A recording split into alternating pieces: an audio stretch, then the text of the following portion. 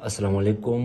हम स्टूडेंट हैं किर्गिस्तान में, बिश्केक में, जो किर्गिस्तान का कैपिटल है। जो कल हमारे साथ जो वाक़या हुआ है वो बड़ा नाखुशगवार वाक़या हुआ है हमारे साथ, और जो हमारे साथ बड़ा जुल्म हुआ है। हम ये मीडिया के वसादत से आपको ये बात पहुंचाना चाहते हैं कि हमारे साथ हमारे हॉस्टल पर, वीआईपी हॉस्टल पर जो वाक़या हुआ है वो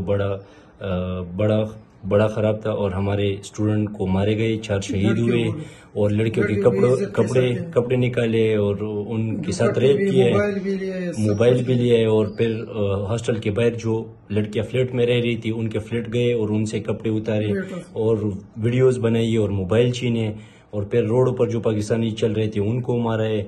और हमारे साथ बड़ी जाती हुई अभी तक पाकिस्तान की गवर्नमेंट ने कुछ भी नहीं किया, और अभी हम घर से भी नहीं निकल सकते। हमारे साथ नाकानी की कुछ है और हमारा हालत बड़ा नासास है।